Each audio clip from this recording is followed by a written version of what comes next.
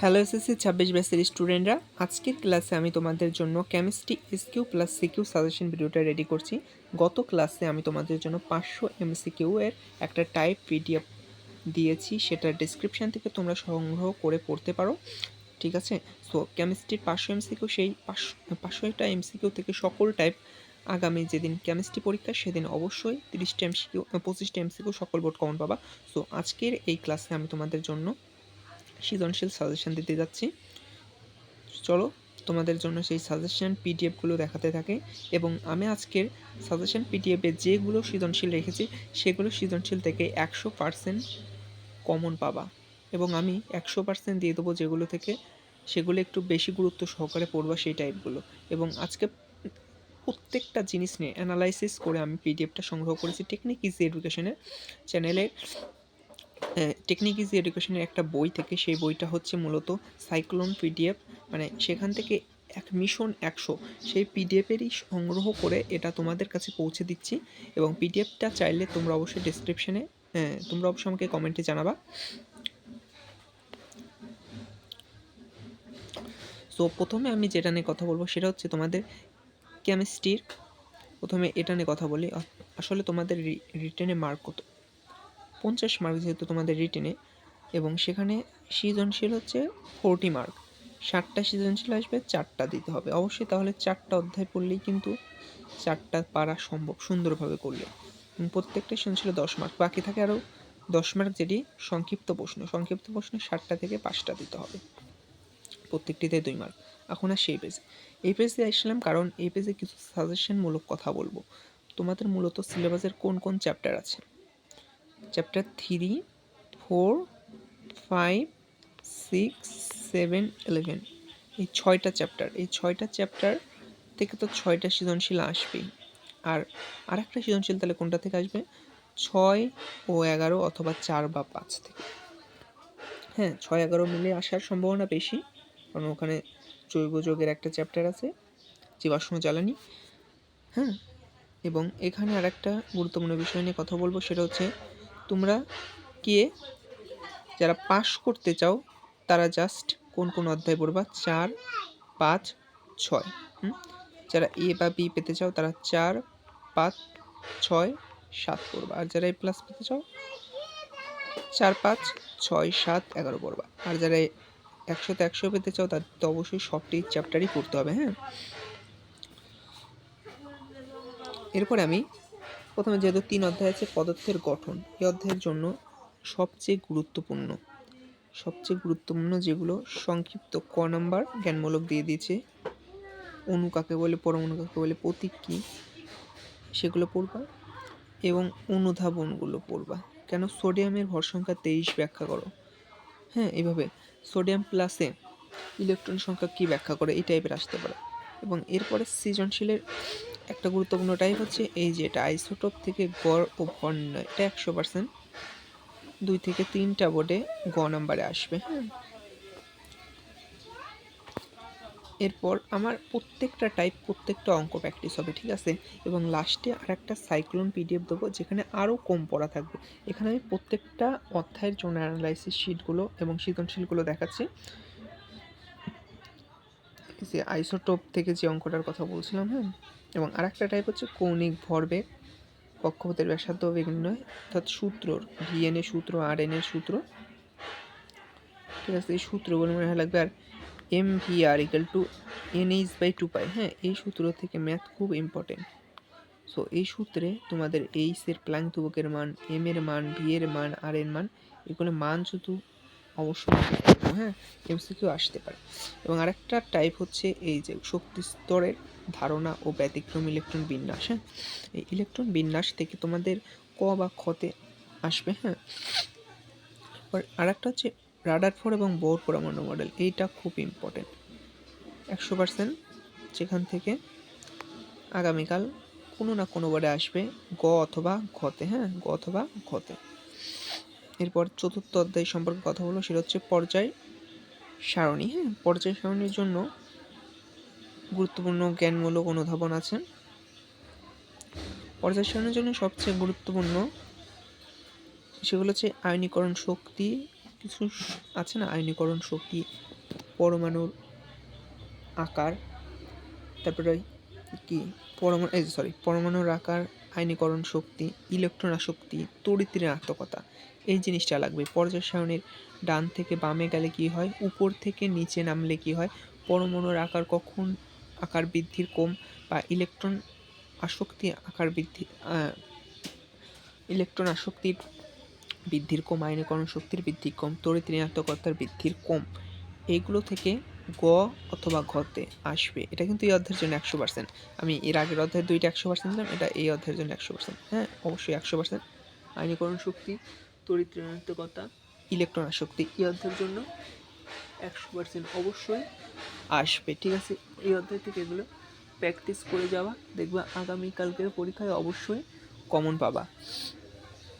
ঠিক আছে, তাহলে এই অধ্যায়ে একটা 100% টপিক আমি বলে দিলাম। এরপর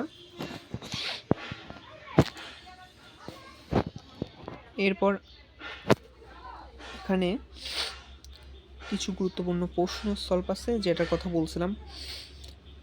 এই যে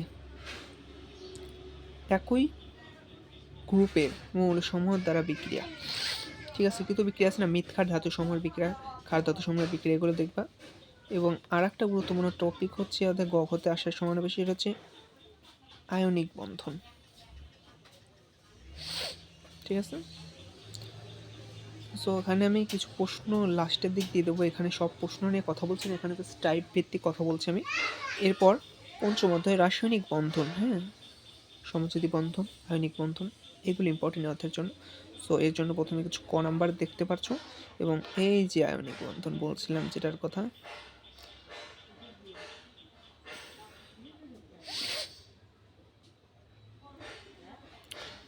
এবং এই যে সমযোজী বন্ধন, এই বন্ধনগুলো থেকে আয়নিক ও সমযোজী বন্ধনের বৈশিষ্ট্য 100% আসবে। এটা কিন্তু এই অধ্যায়ের আগের অধ্যায় না, 5 অধ্যায়ের রাসায়নিক বন্ধন 100% গ অথবা গতে একটা 4 থেকে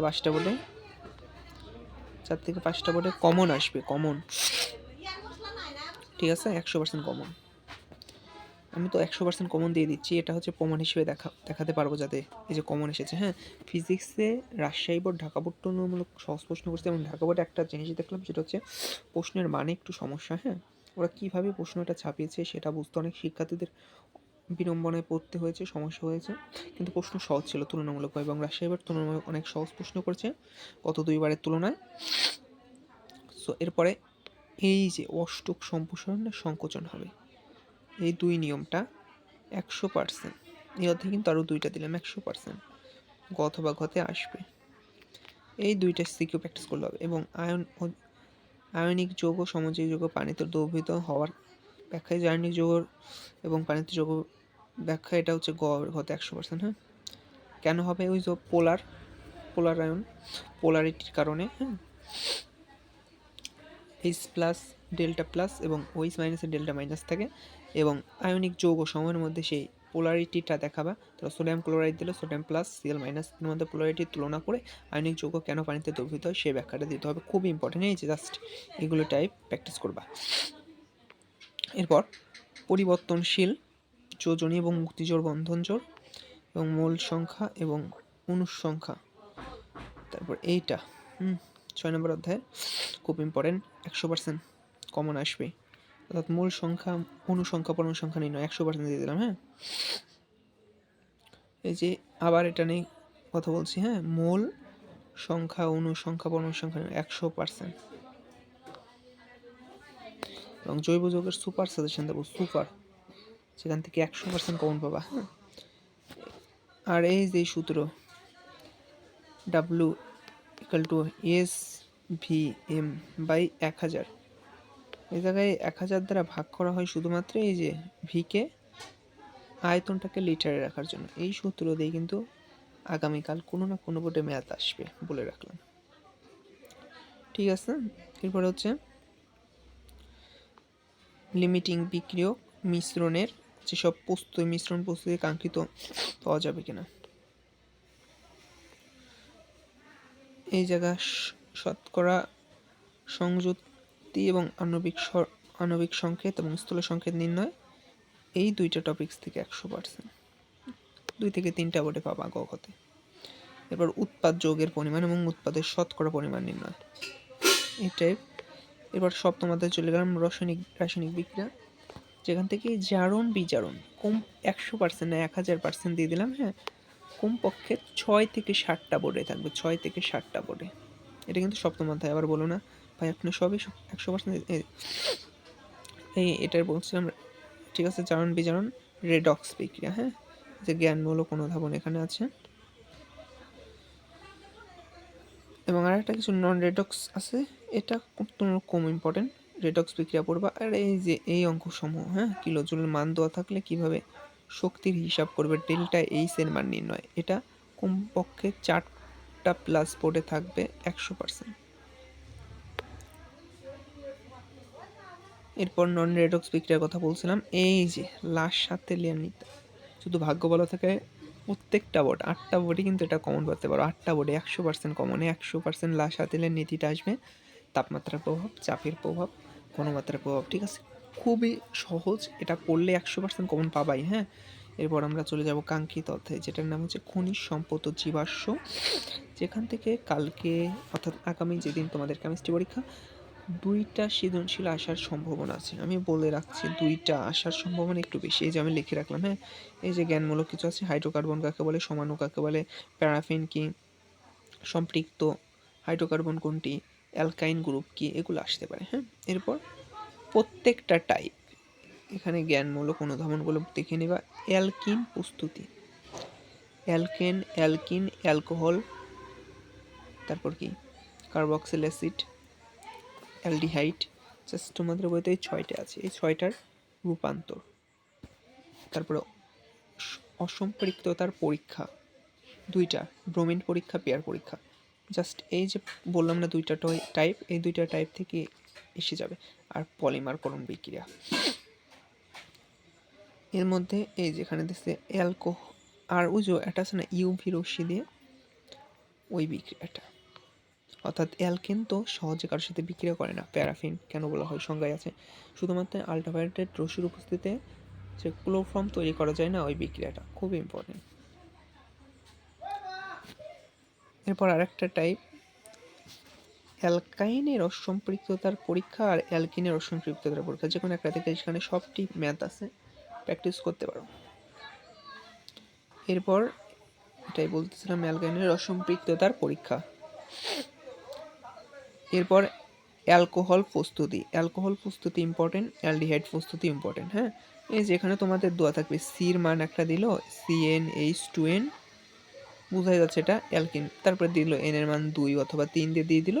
তারপর সেখান থেকে তোমার বুঝতে হবে এটা কোন যৌগের কথা বলছে, তারপর এখান থেকে যেখানে রূপান্তরের কথা বলবে সেটা করতে হবে। এবং লাস্টে জৈব অ্যাসিড প্রস্তুতি, এটা বেশি ইম্পর্টেন্ট 100%, হ্যাঁ। যে কোনো 1 থেকে 2টা বোর্ডে আসবে। আমি তো বলছিলাম টাইপ কি তাহলে অধ্যায় রূপান্তর, alkyne, alcohol, aldehyde, carboxyl acid, অ্যাসিডের মধ্যে রূপান্তর। তারপর হচ্ছে অসম্পৃক্ততার পরীক্ষা 2 নাম্বার টাইপ, আর 3 নাম্বার হচ্ছে পলিমারকরণ কিছু বিক্রিয়াগুলো আছে সেটা। এর থেকে ভাগ্য ভালো থাকলে কমন পেয়ে যাবে, হ্যাঁ। কপাল ভালো থাকলে একটা সেট সৃজনশীল কমন পেয়ে যাবে। এই যেখানে আরও একটি গুরুত্বপূর্ণ বিক্রিয়া ডিকার্বক্সিলেশন বিক্রিয়া, উডস বিক্রিয়া যদিও বা বই নেই, বাট ডিকার্বক্সিলেশন বিক্রিয়া হচ্ছে একমাত্র যে বিক্রিয়া, যে বিক্রিয়া থেকে আমরা একটা কার্বন কমাতে পারি, কার্বন সংখ্যা 1 কমাতে পারি। আর উডস বিক্রিয়া হচ্ছে দ্বিগুণ কার্বন বাড়াতে পারি, ঠিক আছে। এই বিক্রিয়াগুলো জেনে রাখতে হবে। প্রথমে সোডিয়াম ইথানয়েড করা লাগে, সোডিয়াম লবণের সাথে বিক্রিয়া করে, এবং সেটি কোন অবস্থায় বিক্রিয়া করে, অ্যাসিডের সাথে বিক্রিয়া করে। কার্বক্সিল অ্যাসিডের সাথে সোডিয়াম দ্বারা বিক্রিয়া ঘটালে অর্থাৎ সোডা লাইমের উপস্থিতিতে হয়ে যাবে সোডিয়াম ইথানয়েড। সেখান থেকে সোডিয়াম ইথানয়েড থেকে তুমি সহজেই পেয়ে যেতে পারো যে যৌগটা আছে সেখান থেকে 1 কার্বন কম বিশিষ্ট অ্যালকেন, কাঙ্ক্ষিত অ্যালকেন। এরপর সাইক্লোন সাজেশন, আমি কিন্তু প্রত্যেকটা অধ্যায়ের জন্য মানে যেটা না পড়লেই নয়, যেখান থেকে কমন আসবে, আমি পূর্বে যেগুলো PDF নিয়ে আলোচনা করলাম। আর এখানে হচ্ছে সুপার সাজেশন, এখানে যদিও বা আমি জৈব যৌগনের কথা বলবো না, কারণ জৈব যৌগনে অনেক কথা বলছে। এটা হচ্ছে 3 অধ্যায়ের জন্য কম করে পড়ে যেতে চাইলে এই ক খটা পড়ে যাবা। আর কৌণিক ভরবেগের কিছু ম্যাথ, শক্তি স্তর ব্যতিক্রমের ম্যাথ, আইসোটোপ থেকে গড় এবং আপেক্ষিক ভর নির্ণয়, এই জাস্ট এই কটা টাইপ। ঠিক আছে, এটা তো বলছি। আর বোর রাদারফোর্ড পরমাণু মডেল, আর এই অঙ্কটা নিউক্লিয়াসের ভর, কার্বন 12 আপেক্ষিক পারমাণবিক ভর নির্ণয়। এবার এটা হচ্ছে পর্যায় সারণীর অধ্যায় থেকে পরমাণুর আকার, আয়নীকরণ শক্তি, আবার একই, হ্যাঁ সেম আমি যেগুলো বলতেছি। তারপর হচ্ছে ইলেকট্রন বিন্যাসটা দরকার, গ্রুপ এবং পর্যায় নির্ণয়, অর্থাৎ একটা তোমার একটা পরমাণু দিল সোডিয়াম, হ্যাঁ এর ইলেকট্রন বিন্যাস করে তুমি পর্যায় আর সারণীটা লিখে দেবে, যেটা খ নম্বর গ নম্বরে আসবে। ইলেকট্রন আসক্তি, আয়নীকরণ বন্ধন। এরপর রাসায়নিক বন্ধন অধ্যায়ের জন্য তোমার যেটা লাগবে সেটা হচ্ছে সমযোজী বন্ধন, আয়নিক বন্ধন এবং এই যে অষ্টক সম্প্রসারণ সংকোচন, এই দুইটা নিয়ম ভেরি ইম্পর্টেন্ট। VBI 100% চলে আসবে। এরপর এখানে এই যেটা মূল সংখ্যা নির্ণয়, অর্থাৎ তুমি ধরো অক্সিজেন পরমাণু সম্পর্কে তুমি লিখতে পারো, অক্সিজেন কত গ্রাম, অক্সিজেন পরমাণুর কথা বললে অক্সিজেন হচ্ছে 16 গ্রাম, অক্সিজেন সমান 6.023 × 10⁻23 এত টি equal to 22.4 litre equal to 1 mole. হ্যাঁ এইভাবে লেখা যায়। সেখান থেকে একটা এবার ম্যাথ আসতে পারে, যেই জিনিসটা দেখালাম এখানে। এবার হচ্ছে এই যে 6 অধ্যায় মোল রাসায়নিক গণনা, এখান থেকে মোল সংখ্যা নির্ণয়, পরমাণু সংখ্যা নির্ণয়, যে সূত্রটা দেখালাম ওটাই। তারপরে এই যে এই সূত্রটা ইকুয়াল টু SVM, হ্যাঁ SVM, আয়তনটা লিটারে রেখেছি, হ্যাঁ তার জন্য 1000 দ্বারা ভাগ করে দেখাইনি। শতকরা সংযুক্তি এটা ইম্পর্টেন্ট। আর উৎপাদ, আর রেডক্স বিক্রিয়া, নন রেডক্স বিক্রিয়া, এবং আর একটা ইম্পর্টেন্ট হচ্ছে লাসাতিলের নীতি। এবং রাসায়নিক বিক্রিয়া অধ্যায়ের জন্য আবার বলতেছি কি কি ইম্পর্টেন্ট, সেটা হচ্ছে জারণ বিজারণ বা রেডক্স বিক্রিয়া এটা, আর লাসাতিলের নীতি, এই দুইটা টপিক পড়বার। তাই দেখবেন গ প্লাস খ কমন, কমপক্ষে 6 থেকে 7টা বোধহয় কি লাসাতিলের নীতি আর রেডক্স বিক্রিয়া, জারণ বিজারণ বিক্রিয়া। আর এখানে কিছু জৈব যৌগের সাজেশনও দিয়ে দিই তাহলে হালকা পাতলা। গ ঘ প্রথম টাইপ অ্যালকেন প্রস্তুতি, আবার রিভিউ দিচ্ছি এটা, হ্যাঁ প্রথমবার তো বললাম, এটা আরেকবার আমি তোমাদের জন্য আরেকবার রিপিট করছি। অ্যালকোহল প্রস্তুতি, অ্যালকিনের অসম্পৃক্ততার পরীক্ষা, অ্যালকাইনের ওই যে বিয়ার টেস্ট, ব্রোমিন টেস্ট, যেটা শুধুমাত্র আচ্ছা সম্পৃক্ত হচ্ছে যাদের হচ্ছে একক বন্ধন, আর অসম্পৃক্ত হচ্ছে দ্বিবন্ধন বা ত্রিবন্ধন। এরপর অ্যালডিহাইড প্রস্তুতি আর ডিকার্বক্সিলেশন বিক্রিয়াটা ইম্পর্টেন্ট, আর জৈব অ্যাসিড প্রস্তুতি আরও বেশি ইম্পর্টেন্ট। সো ভিডিও আর বেশি লেন্থ বড় করবো না। যারা বড় বড় ক্লাস অনেক আছে সেগুলো ক্লাস দেখে প্রস্তুতি নিচ্ছ নাও, আর যারা সেই বড় ক্লাস দেখে প্রস্তুতি নিতে না চাও, যারা সাজেশন ক্লাসটা পিডিএফটা চাও কমেন্টে জানাবা। আমি এখানে কিন্তু প্রত্যেকটা অধ্যায়ের যেগুলো সাজেশন দিয়েছি সের বাইরে থেকে একটা প্রশ্নও আসবে না, গ্যারান্টি দিয়ে বলতে পারি। যেগুলো 100% দিয়েছি সেখান থেকেই আসবে। সো এখান থেকে আসবে 100% কমন পাবা, ঠিক আছে। সো ভিডিও আর বেশি বড় করবো না। ধন্যবাদ সবাইকে, ধন্যবাদ। দেখা হবে নতুন কোনো সাজেশন ভিডিওতে। সবাই কেমিস্ট্রি পরীক্ষাটা ভালো করে দাও। আমার পক্ষ থেকে আমি সর্বোচ্চ চেষ্টা করেছি তোমাদের জন্য MCQর সাজেশন PDF 500 MCQ সেটা ভিডিও ডেসক্রিপশনে দিয়েছি, এবং SQ এর সাজেশন ভিডিওটাও রেডি করলাম। আশা রাখি আজকের মধ্যে সেটা আপলোড করে দিতে পারি। ধন্যবাদ সবাইকে।